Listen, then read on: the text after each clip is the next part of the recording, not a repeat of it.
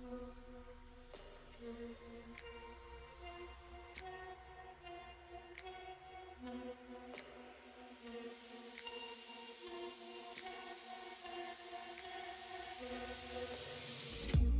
in the dark, in the darkness. My shadows, they follow you like an accomplice. Lost all of your dreams, the night is harder. My shadows, they follow you.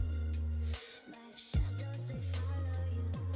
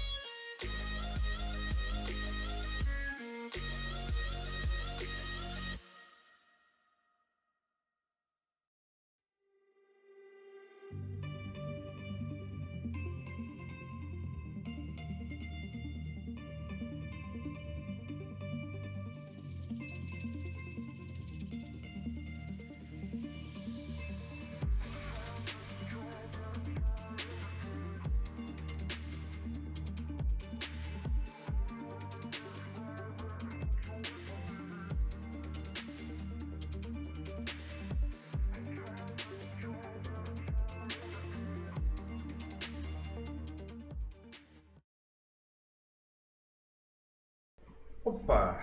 E aí pessoal, boa tarde, boa tarde. Deixa começar a fazer o check de áudio tradicional aqui.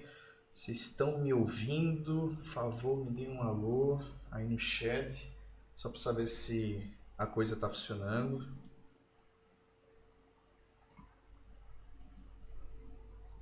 Enquanto eu estou aqui numa corrida frenética para configurar as coisas aqui, que nem tempo para configurar isso direito eu tive. Beleza, ok.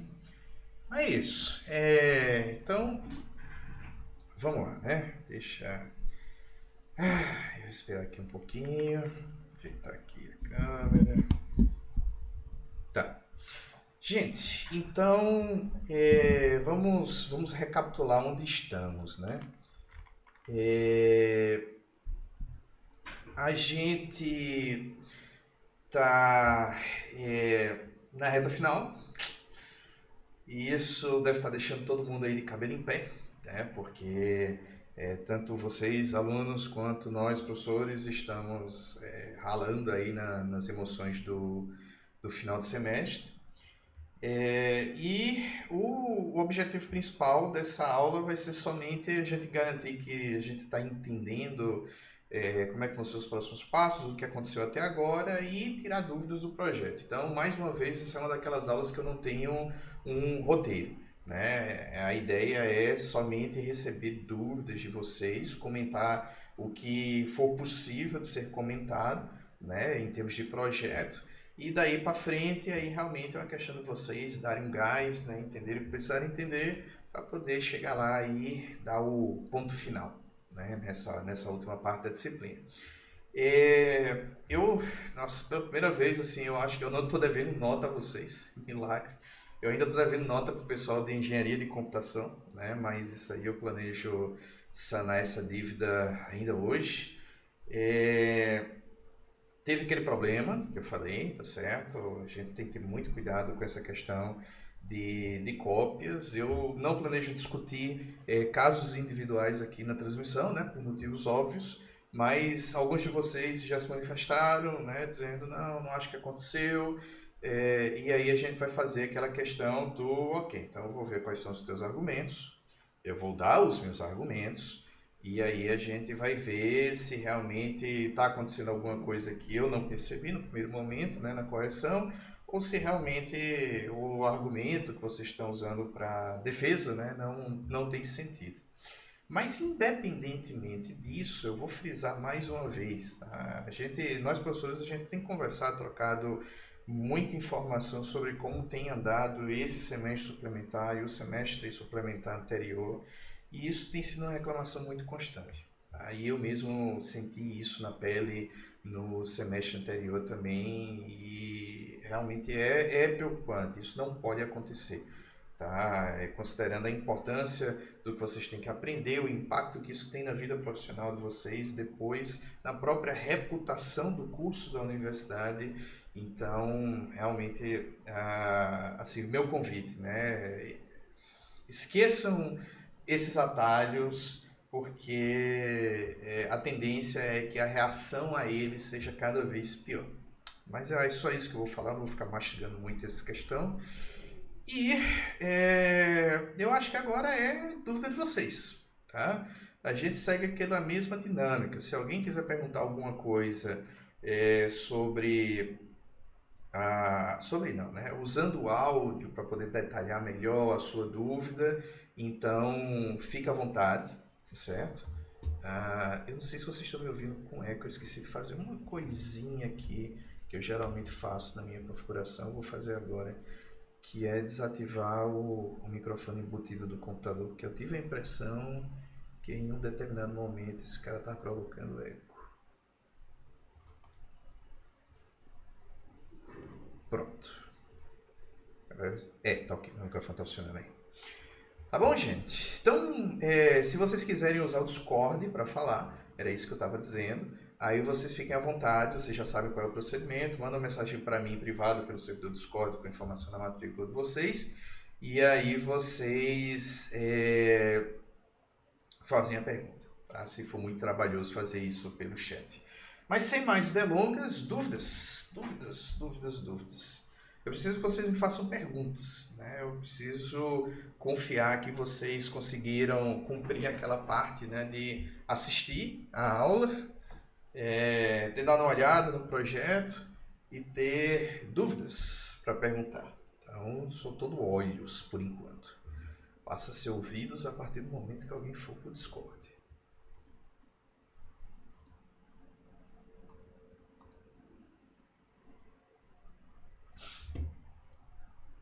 E aí? Alguns semestres atrás teve aula de dúvida que o vácuo foi tão grande que eu disse, tá, eu vou botar musiquinha, eu vou fazendo outras coisas aqui, quando aparecer alguma dúvida vocês me chamam. Não sei se eu vou fazer isso hoje, depende só de vocês, né? Mas não sejam tímidos, tá? Se quiserem fazer uma pergunta, a hora de perguntar é agora. Muito mais fácil atender vocês aqui agora, ao vivo, do que vocês terem que esperar eu responder o e-mail, ou aparecer no Discord depois, ou alguma coisa do tipo.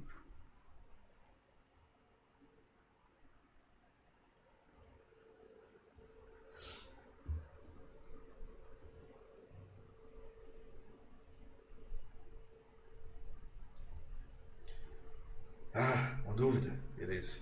Já tá com o dedo na música aqui. No caso, a gente vai ter que mudar o microprograma a partir do back. Antes do back não muda nada. Tá, vamos lá. Deixa eu ver aqui, só um segundo. Vou bagunçar aqui a...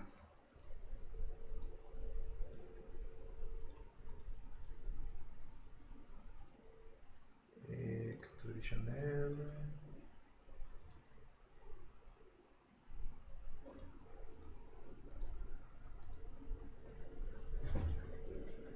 Tá. Aqui. Beleza. Vamos dar uma olhada aqui nesse slide, tá? Ignorem por enquanto o exemplo dessa instrução, é só porque esse é o primeiro slide da parte 4. Eu estou nele somente para reciclar a máquina de status.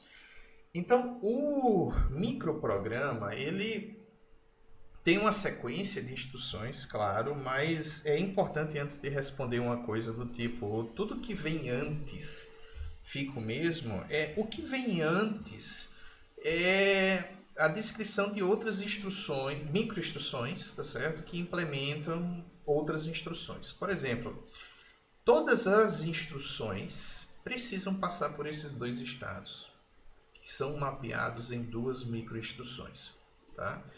Então, o que acontece é que essas duas primeiras microinstruções, a gente espera que elas também façam parte da implementação da BNE, né?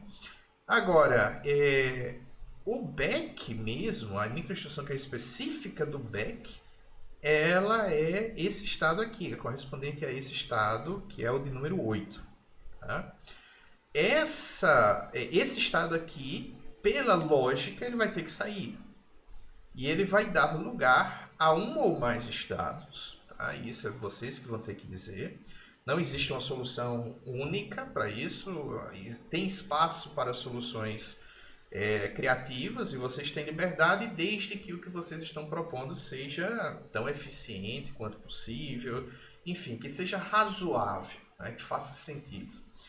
E esse estado aqui ele deve implementar aquilo que está previsto em BNE. Então,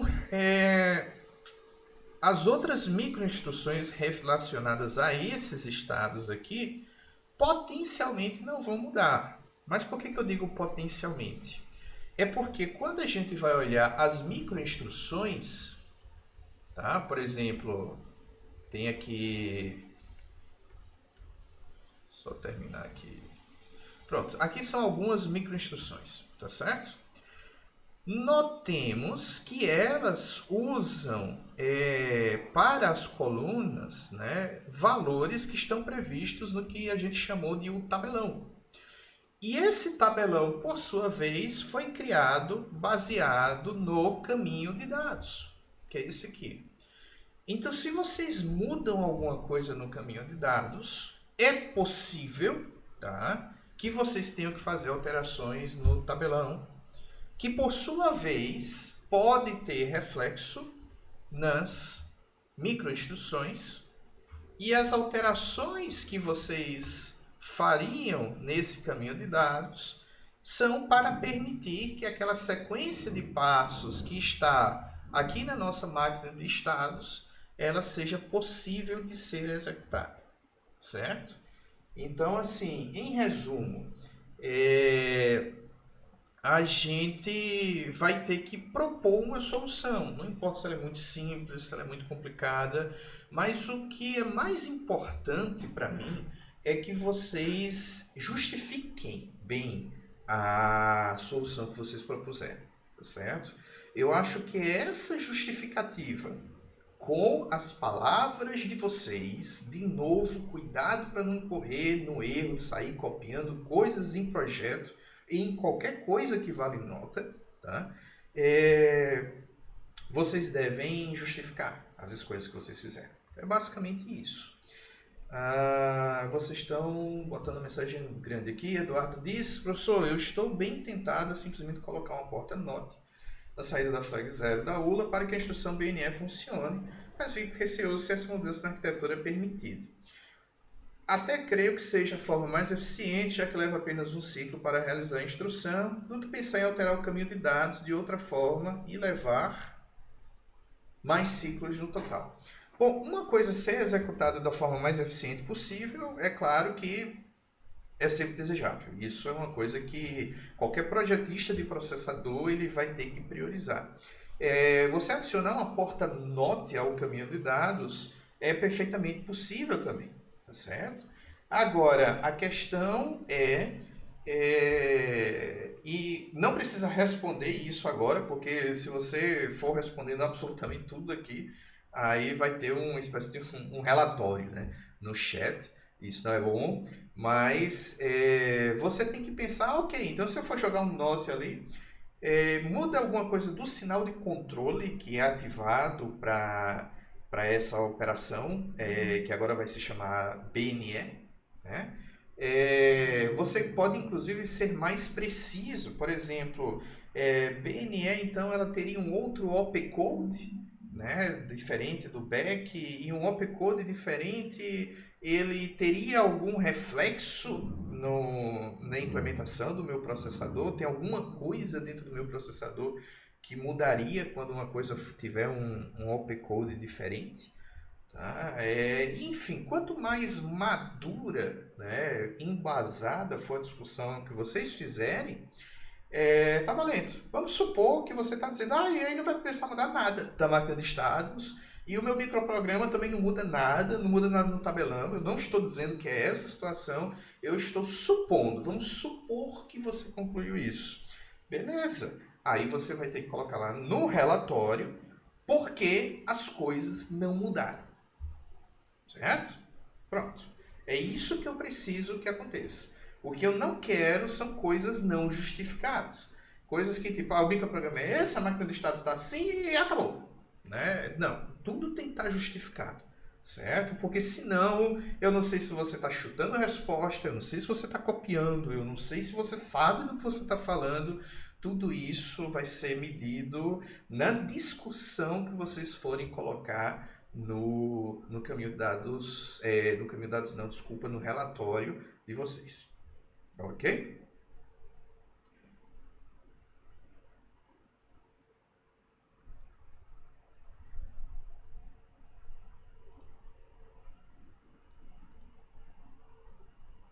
O que mais?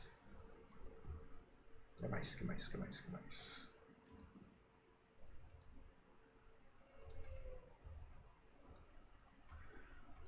Das aulas, vocês ficaram com alguma dúvida sobre como alguma coisa funciona, deixou de funcionar, já que vocês vão ter que fazer referências a essas coisas no relatório?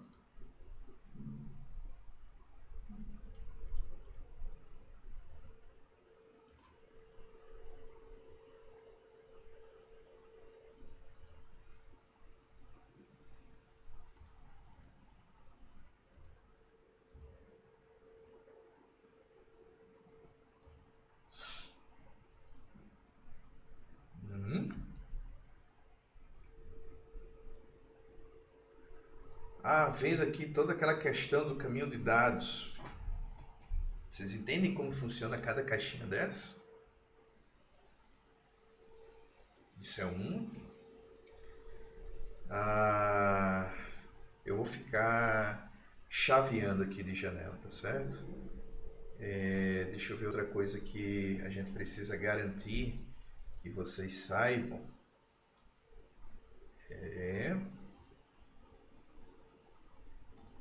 Em outros momentos eu teria já esse OBS todo configurado. Agora, como eu falei, não tem para configurar o OBS, rolou, estava atendendo ligação, resolvendo problema. Tá, a gente pode comentar alguma coisa do caminho de dados. Tudo bem que eu não vou poder repetir toda a explicação, né? Isso tá lá tá lá na aula, mas eu posso passar por alguns pontos importantes, tá? Mas vamos lá. Essa máquina de estados vocês precisam entender também, certo? Como é para substituir back por BNE, o opcode do back também é substituído e eu chamo agora de BNE. Bom, teoricamente, vamos considerar que a gente está usando as instruções do MIPS mesmo, tá? Então, uma instrução diferente vai ter um opcode diferente. Se eu estou tirando do processador o suporte a uma instrução e colocando o suporte a uma outra instrução, eu acho interessante a gente respeitar os opcodes dessas instruções, né, como elas foram projetadas. Lembre-se que esse não é um conjunto de instruções aleatório que eu criei, isso é um conjunto de instruções que existe. Né? BNE existe. no MIPS, tá certo? Em outros semestres eu até propus coisas que saíram da minha cabeça, mas não é o caso desse semestre. BNE existe. Então, considerem que BNE tem um opcode próprio, certo? Certo, mais revisão sobre o caminho de dados, beleza. A gente vai dar uma revisada já já. Mas só para reforçar aqui, a máquina de estados, tá certo? Vocês precisam entender bem. Outra coisa que vocês precisam entender bem é esse tabelão, porque cada opção de preenchimento dessa está presente aqui nessa tabela. Isso, de novo, serve para refletir a forma como o caminho de dados funciona, tá certo? E aí vocês precisam entender também. Vamos lá para o fim. Cadê o fim desse negócio? Haja slide, viu? Eu repliquei um monte de coisa para falar tudo muito pausadamente nas videoaulas. Mas esse aqui é o microprograma completo, tá certo? E o microprograma completo, eu estou assumindo que é esse conjunto de microinstruções, né, com seus preenchimentos dos campos, os seus labels, o seu campo sequencing, a questão das tabelas de dispatch, tá? Dispatch 1, dispatch 2, vocês podem fazer comentários com relação a elas, né, como elas ficariam no relatório de vocês. Então, tudo isso, tá certo? Faz parte daquilo que vai estar aqui na minha memória de controle, né, do microcódigo, e que por sua vez, né, vai estar trabalhando com um circuitozinho super simples para poder fazer o controle propriamente dito do caminho de dados, tá bom? Então, isso aqui, esse último slide, vocês, assim, não é nem tão crítico vocês saberem justificar a existência de cada coisinha dessa, mas pelo menos até aqui a parte do meu microprograma, vocês precisam saber bem, certo? Eduardo diz, entendi, é porque na minha cabeça era para trocar back por BNE, então a instrução back não existiria mais, e aí não teria o opcode relacionado a ela. Você está certo no sentido de que o processador não vai mais oferecer o suporte a ela. Tá? Se um programador, por exemplo, tentar colocar lá o opcode dela, o seu processador não vai conseguir decodificar ela e, enfim, vai ser uma operação inválida. Tá? Mas não é correto, tá? Da minha avaliação, pelo menos, né, na forma como eu vejo esse problema, você simplesmente dizer, ah, não, agora o BNE é o opcode de back, porque isso é absurdamente confuso. Tá? Uma mesma instrução em linguagem de máquina agora vai ter significados diferentes em processadores diferentes, por mais que esses processadores estejam baseados na mesma arquitetura, que é a arquitetura MIPS. Então, se a gente está se baseando na arquitetura MIPS, então a gente tem que ser um pouco mais respeitoso com relação aos opcodes, mesmo que você tire o suporte de uma instrução, por exemplo. Tá certo? Tudo bem que no mercado isso é inaceitável. Né? Se você vai fazer um processador MIPS, então você tem que suportar todo o conjunto de instruções. Mas a gente não está no mercado. Por enquanto a gente está lidando com casos mais simples, coisas mais didáticas, e isso vai permitir que a gente consiga simplesmente arrancar uma instrução do conjunto de instruções suportada pelo nosso processador e ainda assim vocês sobreviverem à experiência, certo? Então tá bom, essas são as coisas que vocês precisam se perguntar, eu realmente sei disso, tá? Para poder colocar no relatório uma discussão que faça sentido.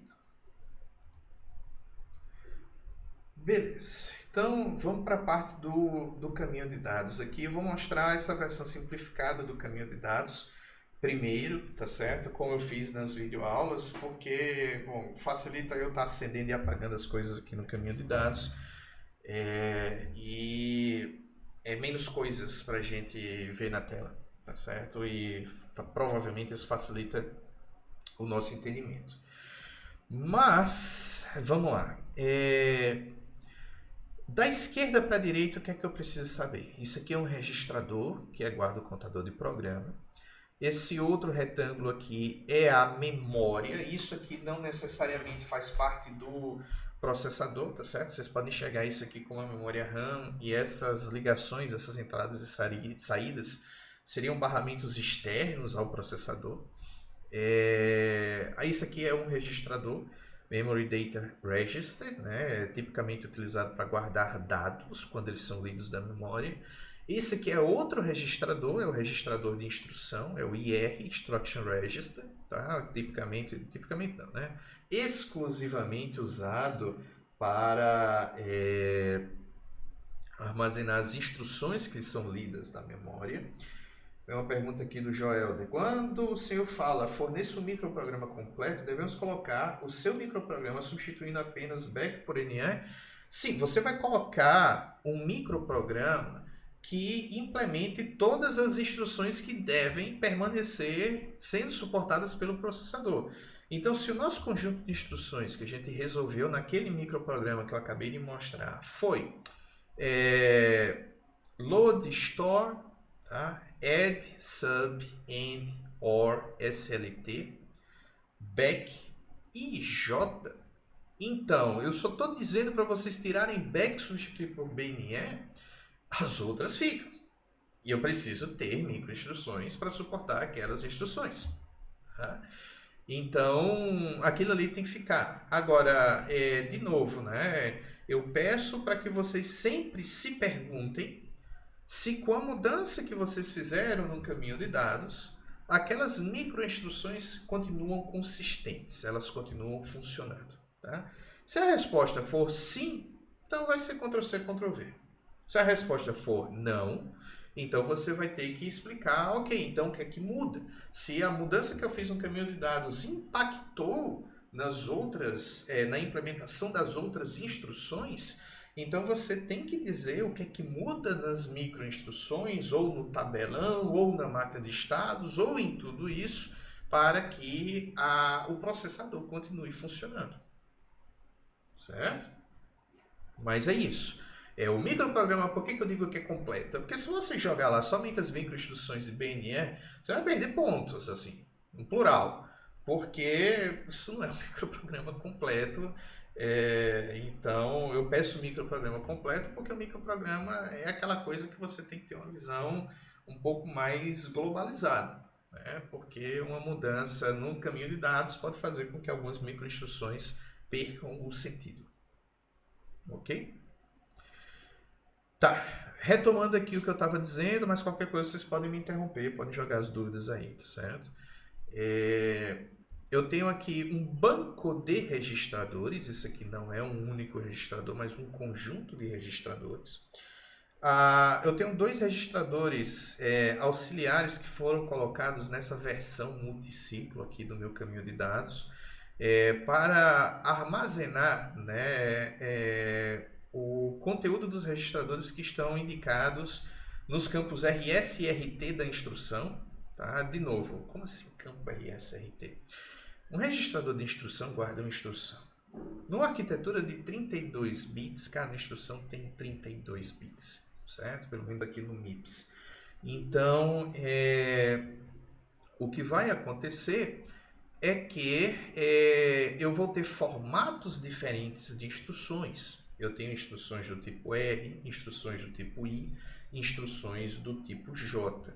Cada formato desse dá aos 32 bits da instrução significados diferentes. Então, por exemplo, instruções do tipo R, tá? E instruções do tipo I, ambas possuem os campos RS e RT, tá certo?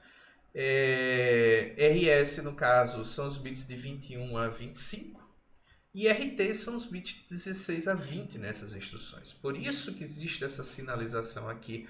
Eu estou ligando apenas 5 bits aqui a essa entrada Read Register 1, porque o meu banco de registradores contém 32 registradores e 2 elevado a 5, né, bits no caso, é o suficiente para eu representar 32 coisas diferentes, certo?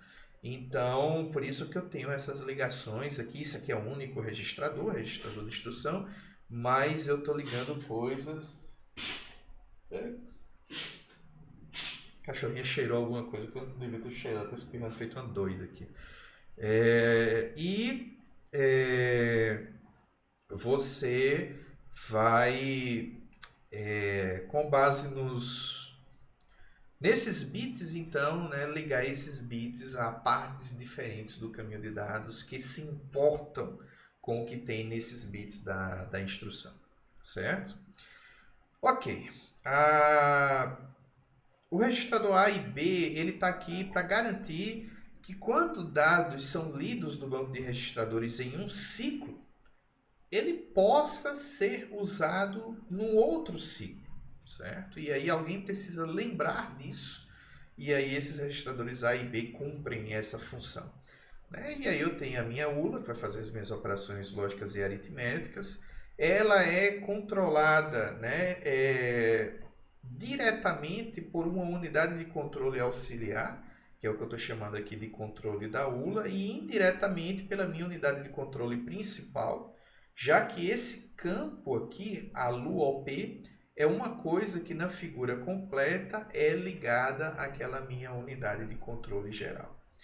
Eu tenho, por fim, um registrador de saída da ULA, aqui, que vai guardar sempre o resultado da ULA. Quando a ULA produz um valor no final de um ciclo, ela guarda o resultado aqui nesse registrador no final desse ciclo, e isso é o que permite eu utilizar um resultado calculado no ciclo anterior no próximo ciclo. Tá? E algumas instruções precisam desse comportamento. Eu tenho aqui alguns multiplexadores que são usados essencialmente para uma coisa. Quando uma determinada entrada pode receber dados vindos de mais de um lugar, então é o multiplexador que vai dizer, ok, se pode vir desse canto ou daquele outro canto, é o multiplexador que vai dizer, no fim das contas, para um ciclo específico de onde exatamente está vindo um determinado valor. Tá? E eu tenho aqui duas unidades, né, que são combinacionais, no sentido de que elas vão receber algo na entrada e vão convergir relativamente rápido para a saída, e essa saída depende somente do que está na entrada desses trechos aqui, né, do meu circuito. E aí eu vou ter uma parte de extensão de sinal que serve para eu transformar uma representação de um número de 16 bits, que no caso estaria vindo aqui do registrador de instrução. É um número que é um imediato, né? É um número que está codificado na própria instrução da linguagem de máquina. Ele é 16 bits, mas eu precisaria transformar ele para 32 bits, caso eu queira colocar esse número na ULA, que trabalha sempre com valores de 32 bits. E eu também tenho na saída desse extensor de sinal um deslocador de 2 bits para a esquerda, que serve para, na prática, multiplicar um número por 4. Eu explico isso na videoaula. Tá? E como multiplicar um número por 4 é uma coisa que eventualmente eu preciso fazer, dependendo da instrução, então eu vou precisar dessa unidade aqui fazendo isso. Tá? Essas duas unidades elas se tornam opções nesse multiplexador que controla o que efetivamente vai para a segunda entrada da ULA em um determinado ciclo.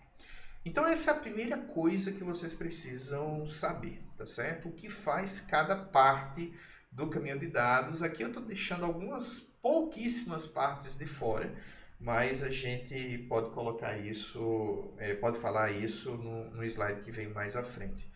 Tá? E o processador ele funciona sempre da seguinte forma. Deixa eu mostrar a figura completa aqui. Tá? Pronto. Então, vamos falar logo das coisas que eu ignorei. A única coisa que eu ignorei é que eu tenho um outro deslocador de 2 bits à esquerda, mas que diferente desse aqui, ele está recebendo 26 bits de entrada. Esses 26 bits vêm direto do registrador de instrução. Então, tem um formato de instrução, que é o formato J, que tem um campo imediato de 26 bits. Você codifica o número em 26 bits dessa instrução e aí você alimenta isso nesse deslocador que vai multiplicar esse número por 4.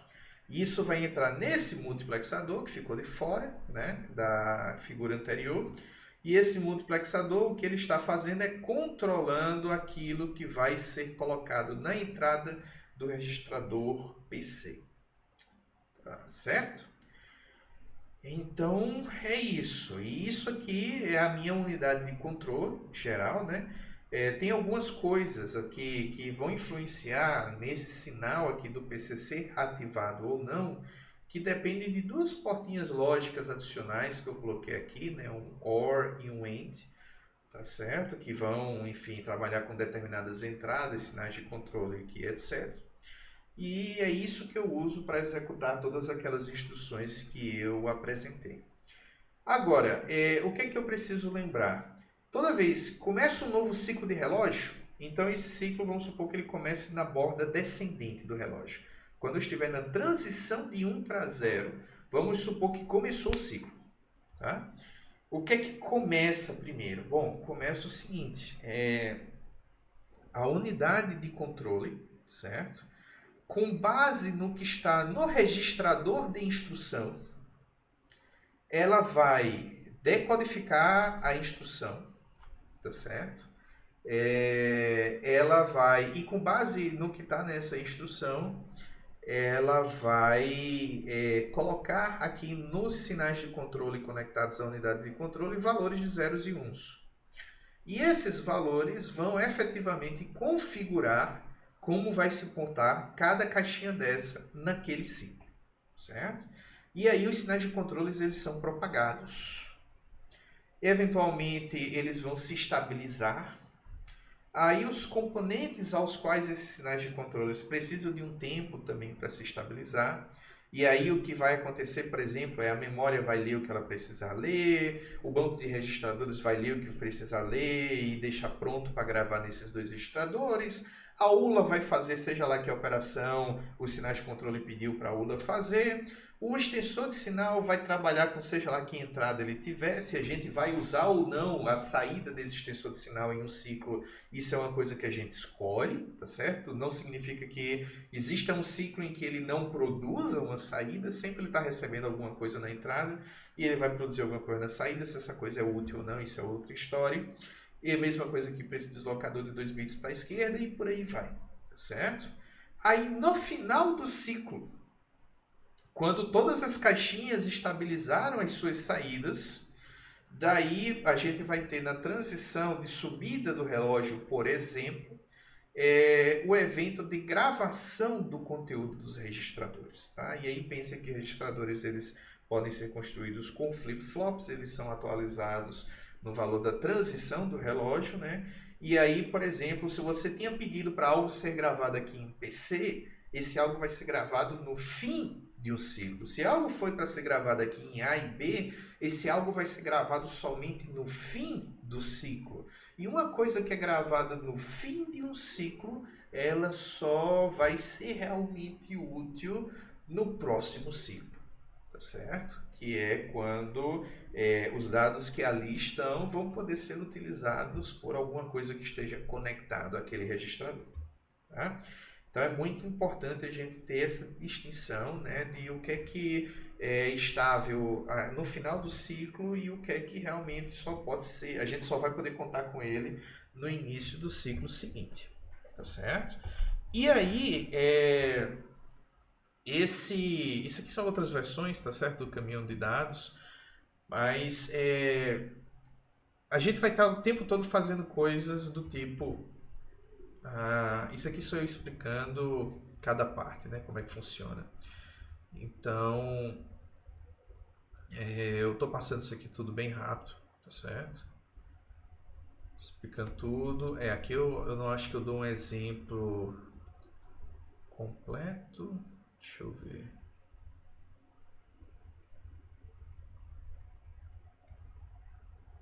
Eu acho que eu dou esse exemplo na outra parte da disciplina. Deixa eu mudar aqui o slide, só um segundo. Enquanto vocês estão filosofando aí, se vocês realmente estão entendendo o negócio. E aí, se vocês quiserem me fazer uma pergunta, agora é uma boa hora.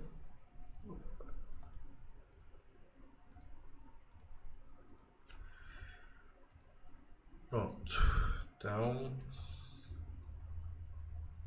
Eu lembro que eu acho que eu tinha feito essa simulação em algum ponto. Pronto, aqui. Tá? Por exemplo, se você tem uma microinstrução, tá certo? Que no fim das contas, saindo, aí eu já estou assumindo que ela não está mais representada naquele formato dos campos, né, que a gente colocou lá nas microinstruções, mas esses valores já foram traduzidos para sinais de controle mesmo, tá certo? Então, vamos supor que no início do ciclo a minha unidade de controle tinha visto, eu preciso executar a microinstrução, tá certo? Que é de buscar a próxima instrução na memória e incrementar o contador de programa, que é o primeiro estado da minha máquina de estados lá. Então, são esses sinais de controle que vão ser propagados aqui no meu caminho de dados, né? E aí, o que é que vai acontecer? Bom, PC recebeu aqui 1, ou seja, PC está habilitado para ser escrito no final de um ciclo. Significa dizer que seja lá o que aparecer aqui na entrada de PC, esse algo vai ser escrito no final do ciclo, porque se eu não quisesse que fosse escrito, eu, unidade de controle, precisaria ter colocado um 0 aqui, tá certo? Significa que nesse ciclo eu quero que a memória faça uma leitura, porque eu coloquei o valor 1 aqui, então a memória deve ler algo. A memória sempre vai ler aquilo que está especificado no barramento de endereço dela. O barramento de endereço dela está ligado a um multiplexador que pode receber valores de 2 lugares diferentes, tá certo? E o sinal de controle que eu propaguei para esse multiplexador foi 0, tá? Ou seja, eu estou dizendo que nesse ciclo eu quero que seja a primeira entrada. E a primeira entrada desse multiplexador é o registrador PC, como está mostrando aqui na figura. Tá certo? Então, significa que eu vou pegar o endereço que está contido em PC, que é o endereço da próxima instrução, tá? E eu vou pedir para a memória fazer uma leitura, certo? E ela não vai escrever nada, ok? Eu vou pedir para o registrador de instrução ser gravado no final do ciclo. E o que é que está na entrada do registrador de instrução? Bom, é a saída da memória. Então, significa dizer que depois que a memória lê o conteúdo daquilo que está no endereço do registrador PC, vai ser gravado no registrador de instrução, certo? Como esse registrador Memory Data Register, ele não tem nenhum controle associado a ele que impeça ele de receber uma saída que apareceu aqui na memória, então ele sempre também vai receber aquilo que a memória produziu, seja ela instrução ou dados. Mas a ideia é que quando a gente for ler dados, a gente tenha o cuidado de garantir que esse sinal de controle, o IR write, esteja em 0, tá? Porque do contrário, o dado vai ser gravado no registrador de instrução, e se você quer falar de blasfêmias e coisas altamente pecaminosas e sacrilégios em termos de caminho de dados, bom, gravar um dado no registrador de instrução é um deles, tá certo? Que mais? E tem algumas coisas nessa parte de buscar a próxima instrução na memória e atualizar o conteúdo do valor de PC, que assim, tem partes do processador que não entram nessa história. Por exemplo, o banco de registradores, eu não tenho o que fazer com isso. Quando em um ciclo, o que eu quero é somente ler o que está na memória lá para pegar a próxima instrução e atualizar o contador de programa, que é basicamente pegar o valor anterior e somar 4. É irrelevante o que tem aqui gravado nesse banco de registradores. Então eu coloquei sinais aqui de don't care, tá certo? Nesses controles aqui que envolve o banco de registradores, extensor de sinal. Para esse ciclo, deslocador 2 bits à esquerda não está fazendo nenhuma diferença. Agora a ULA eu preciso dela, né? Se eu estou dizendo que eu preciso incrementar o contador de programa, então incrementar aqui é somar com o próximo endereço de uma instrução, e as instruções sempre ocupam 4 bytes, que são 32 bits, e aí eu vou precisar então dizer, ULA, por favor, some PC com 4. Como é que eu faço isso? Bom, PC é uma opção aqui para a primeira entrada da ULA, que está ligada a esse multiplexador, que, bom, PC está ligado a ele. PC não está ligado ao outro multiplexador, então mesmo eu querendo muito, eu não consigo colocar esse valor de PC na segunda entrada da ULA, a menos que eu altere o caminho de dados para isso, certo? Mas aí, como eu quero que seja PC que vai entrar na primeira entrada da ULA, então esse sinal de controle aqui foi configurado como sendo 0. E na segunda entrada da ULA, bom, eu quero somar PC com 4, né? Então eu tenho que selecionar essa entrada aqui, essa entrada 01 desse multiplexador, ele tem gravada nela a constante 4, hardwired, tá certo? Ou seja, o troço foi colocado para que essa entrada do multiplexador 01 seja 4 toda a vida. Ela é imutável, tá? Então, e ela serve justamente para esse tipo de situação, em que eu estou frequentemente, toda vez que eu quero incrementar o contador do programa, eu tenho que somar 4 a ele, tá certo? E aí eu estou dizendo que a saída da ULA, nesse ciclo, certo? Não é a saída da ULA para eu utilizar no próximo ciclo. Eu quero que a saída produzida nesse ciclo... Por que isso é relevante agora? É porque eu tenho também um registrador de saída da ULA, que é a AluOut, tá certo? Sendo que a AluOut, o valor dele que está aqui vai ser aquele que foi gravado no final do ciclo anterior. E esse valor de AluOut só vai ser atualizado no final desse ciclo. Então, a menos que eu quisesse usar o valor do ciclo anterior, ele não me serve, tá? Agora, o valor calculado pela ULA nesse ciclo me serve. E eu quero que esse resultado é o que seja colocado aqui no registrador PC. E aí teve um sinal de controle que está embutido aqui, que precisou ser 00, que é o PC Source. Por que isso? Bom, porque o PC Source, esse sinal de controle, ele está ligado a esse multiplexador, que é justamente o cara que controla quem vai para a entrada do registrador PC. E note que esse cara é traiçoeiro, certo?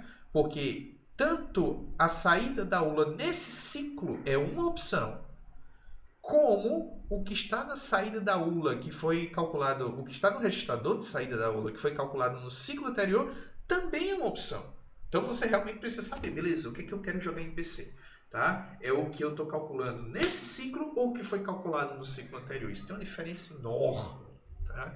E isso vocês vão precisar refletir na forma como sequencing é definido. Tá certo? E esse sequencing aqui, ele é o campo que dita, que controla, por exemplo, entre outros sinais de controle, ele controla PC Source.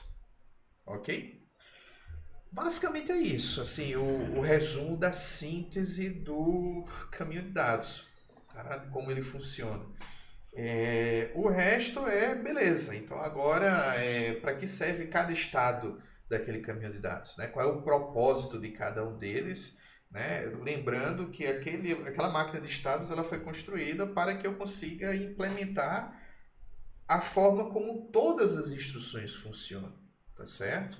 Então,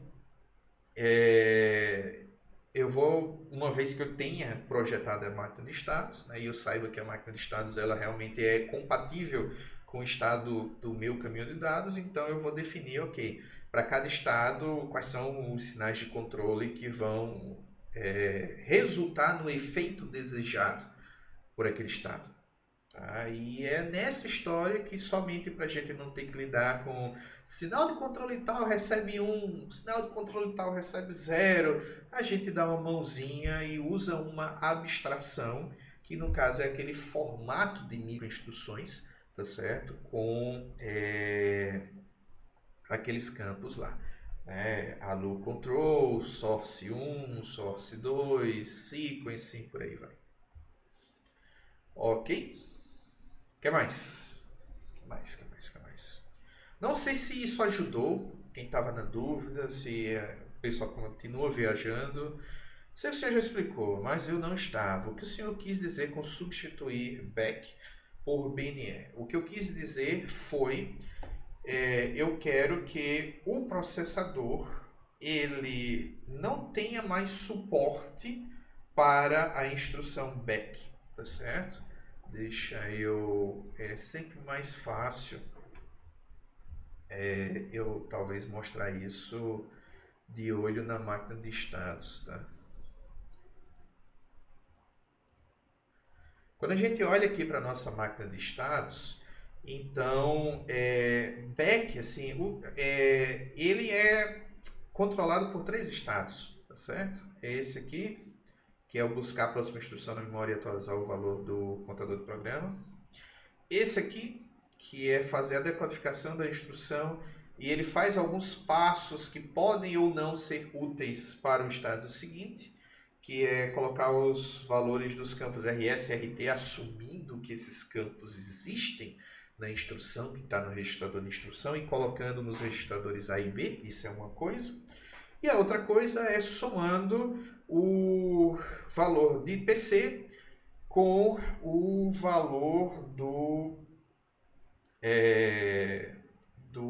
imediato, né, deslocado 2 bits para a esquerda e colocando esse resultado no registrador de saída da urna. Tá? Se você não entendeu isso, você tem que voltar para a parte, provavelmente a parte 3 das videoaulas. É lá onde eu explico. Esse aqui é provavelmente o estado mais complicado de ser entendido da nossa máquina de estado, justamente porque eu tento antecipar algumas coisas. E aí, se a instrução realmente for back, o último estado que vai faltar ser executado é esse aqui, certo? Então, estou dizendo que esse estado aqui é específico para back.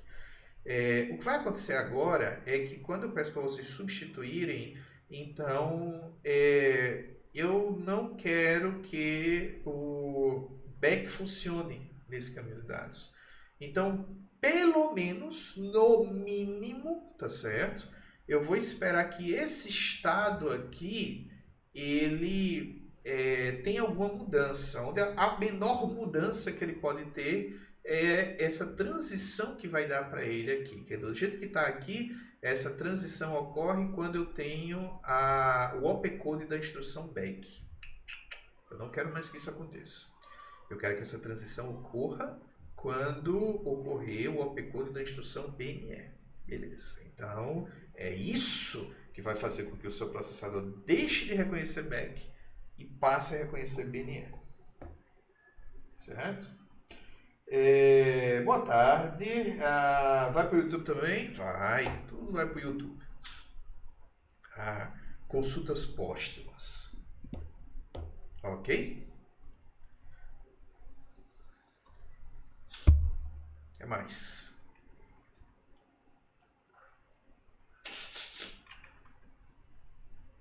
Por nada.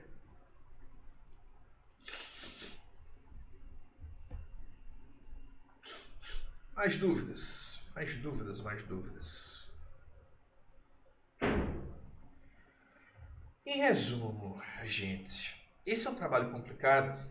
É nada. Esse trabalho, eu ouso dizer que ele nunca é complicado, mas geralmente eu recebo muita reclamação dele. Né? Mas a reclamação, no fim das contas, assim, só é do... o senhor passou um trabalho muito complicado se a pessoa realmente...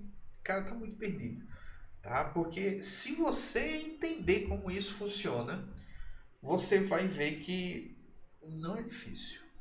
Não, a dificuldade não é propor uma mudança e justificar uma mudança, que é o que eu estou pedindo para ser feito no trabalho. A dificuldade é você entender como a coisa funciona para propor uma mudança, que é um problema muito parecido com o que eu tenho agora na coordenação do curso de engenharia de computação. Né? Tem algumas coisas que, por exemplo, eu penso que precisam mudar. Tá? Na parte administrativa, por exemplo, como alguns processos são conduzidos e por aí vai. Sendo que faz, assim, basicamente 2 meses que eu estou na coordenação. Né? 2 meses que eu estou com a corda no pescoço aqui em termos de coisa para fazer. Mas, mesmo sabendo que provavelmente eu precisava propor mudanças, eu não consegui propor nada ainda, porque eu estava muito ocupado ainda entendendo como é que a coisa original funcionava. Não adianta eu dizer isso tem que mudar se eu nem entendo primeiro como funcionava antes, tá certo? Só agora que eu tô começando a entender, então isso é assim por causa daquilo, isso é assado por causa daquilo outro. Tá, beleza. Então vamos juntar aqui tico com teco, né? Os dois neurônios ativos que eu tenho aqui na minha cabeça, porque o resto já se jogou do precipício. E aí eu vou fazer com que eles conversem e decidam, tá, então eu vou precisar não fazer isso, fazer aquilo outro, e a partir daí nascem todas as conclusões. O que é que você precisa mexer no caminho de dados? O que é que você precisa mexer na máquina de status? O que é que você precisa mexer no tabelão? O que é que você precisa mexer nas suas microinstruções? Certo? Todas essas coisas estão atreladas. Agora tem que entender antes. Tem que entender antes. Então, se isso não está muito bem entendido, vocês vão ter que ficar reassistir as aulas, as videoaulas, vocês vão ter que. Não podem admitir aquele negócio de rapaz, eu não entendi direito isso que ele falou, não, então eu dispensei, eu viajei aqui um pouquinho, mas toca aí o vídeo. Né? Cara, isso é ainda mais inadmissível no YouTube, onde toda a dificuldade de você reouvir alguma explicação em que você viajou, dispensou, não entendeu, é um clique na barra do tempo lá do vídeo. Tá certo? Eu até entendo algumas pessoas que são um pouco mais tímidas dizem, eu fico com vergonha de pedir para o professor repetir. Porque vergonha para pedir para o YouTube repetir é demais. Tá certo? Eu não acho que isso seja um problema. Mesmo dos mundos dos muito introspectivos, os introspectivos não têm problemas pedindo para o YouTube repetir. Então, repete o troço. E se realmente o que está lá no YouTube, né, não é suficiente, aí é hora de pedir socorro. Certo? Que, a propósito, essa eu vou ter que lembrar, principalmente para vocês, ciência da computação, vocês comparativamente falando, são pouco comunicativos. Tá? Eu vi gente da turma de vocês meio que suicidando o trabalho de assembly e eu me perguntei, essa galera que mandou um e-mail para tirar dúvida ou foi tipo totalmente freestyle esse negócio por algum motivo? Né? Ou esqueceu que isso era uma opção, perguntar para o professor, ou ficou com vergonha, ou fez o trabalho tão em cima da hora que não dava tempo de perguntar mais nada. Tá certo? Mas isso continua sendo uma opção. Isso é uma opção nessa aula agora. Eu gostaria muito que todas as dúvidas fossem tiradas nessa aula. Né? Isso poupa tempo de todo mundo. Mas ok, se uma coisa ainda perdurar e for necessário tirar uma dúvida mandando um e-mail para mim, ou uma mensagem pelo Discord, um comentário lá no YouTube, ou uma mensagem pelo Cigarra, ou sei lá, qualquer coisa, se mexa, por favor, tá? Não fiquem lá assistindo a tragédia acontecer de forma passiva, porque ela vai acontecer mesmo. Tá bom? Uai, acabou as dúvidas?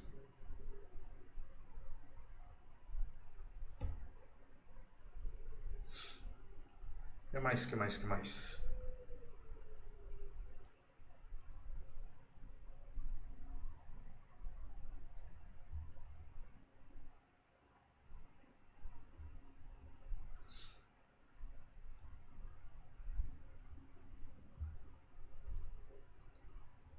Bota a musiquinha do pensamento aqui.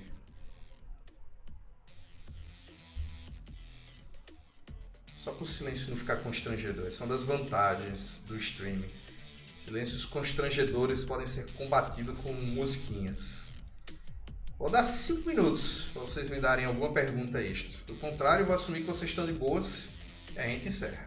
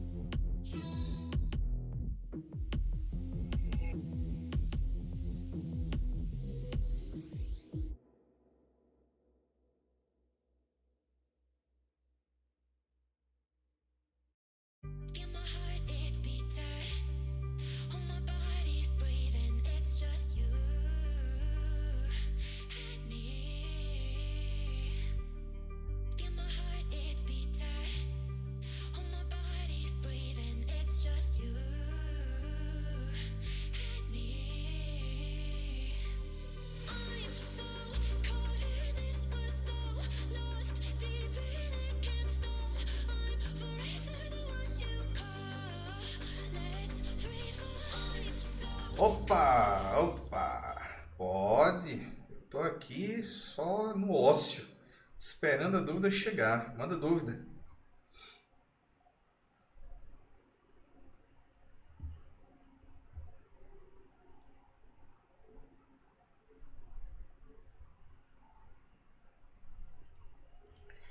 A gente tem liberdade total para mexer no caminho dado? Sim. Só, por favor, façam alterações que façam sentido, tá? Não, não é alterar por uma escolha artística, tá? É tipo, é que vai ser muito bonito ver os beats fazendo vários loops. Não, não, não, não. É sempre o foco é a eficiência, tá? Mas com isso em mente, vocês têm liberdade total.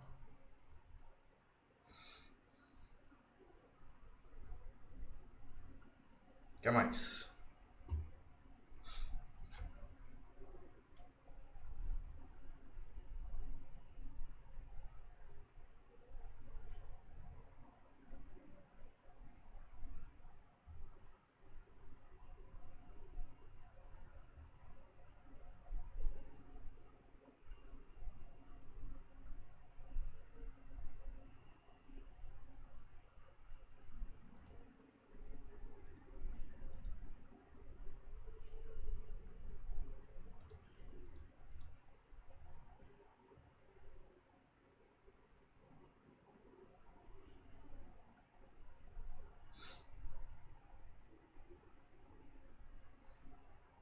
Era só essa dúvida? MIF Apple. Única dúvida? Ou tem mais aí na gaveta? Que eu acho que é só tu que tem dúvida, viu? Porque ninguém mais se manifestou não. Era só isso mesmo. Então tá bom. Então, gente, eu vou cuidar. E eu vou liberar o tempo aí para vocês cuidarem também. Cuidem, por favor, certo? Vamos evitar tragédias desnecessárias. Foquem aí em fazer um bom relatório, em fazer um relatório com as palavras de vocês, com as justificativas de vocês, com as ideias de vocês. Tá? Vocês sempre podem tirar dúvidas uns dos outros, mas simplesmente pegar uma ideia pronta e passar para frente, não, por favor, não, tá? E, enfim, se vocês justificam direitinho as coisas, eu noto que existe um entendimento, um esforço, mesmo que uma ou outra coisinha não faça sentido, geral, a nota vai tender a ser boa, né? Notas ruins são para coisas sem justificativa, que vem do absoluto nada, tá certo? Amanhã vai ter live de novo, sim, está confirmada, só o horário que muda, o horário são 10 horas da manhã, tá? Para ser compatível com o horário de engenharia de computação. Mas é a mesma dinâmica, tá certo? Cada turma no seu horário, para ninguém ter problema com o conflito. Ah, não podia porque eu estava em outra aula. Não era para ter outra aula nesse horário, né? Esse é o acordo que existe no curso, tá bom?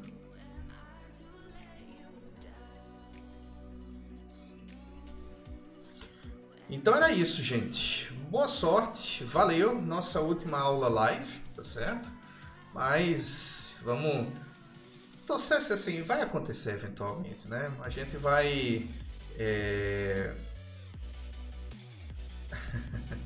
A gente vai se ver aí depois nos próximos semestres de forma presencial, se tudo der certo, né? O próximo semestre ainda está sendo discutido, o formato exato. Existe uma tendência a gente esticar o remoto mais um pouco, pelo menos.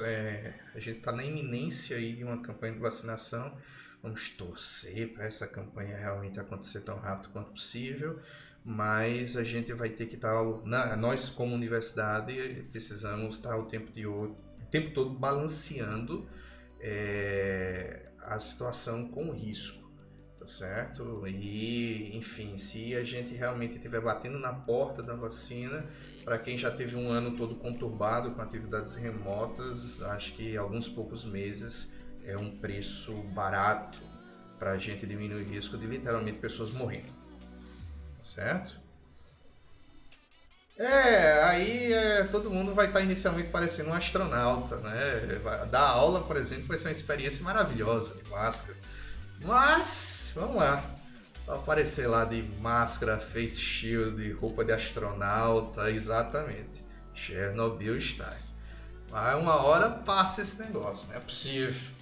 A humanidade já sobreviveu a muitas crises. Vamos sobreviver a essa também. Eu só preferia não estar assistindo um em primeira mão, né? É mais conveniente ler esse tipo de coisa em livro de história, em filme, em série, mas enfim, a gente teve que ter um papel nessa história também. Só vamos então entrar para a história não sendo estúpidos, né? E fazendo a coisa certa. Beleza? Gente, valeu, até a próxima, boa sorte. Qualquer coisa, se comuniquem. Tchau, tchau para vocês.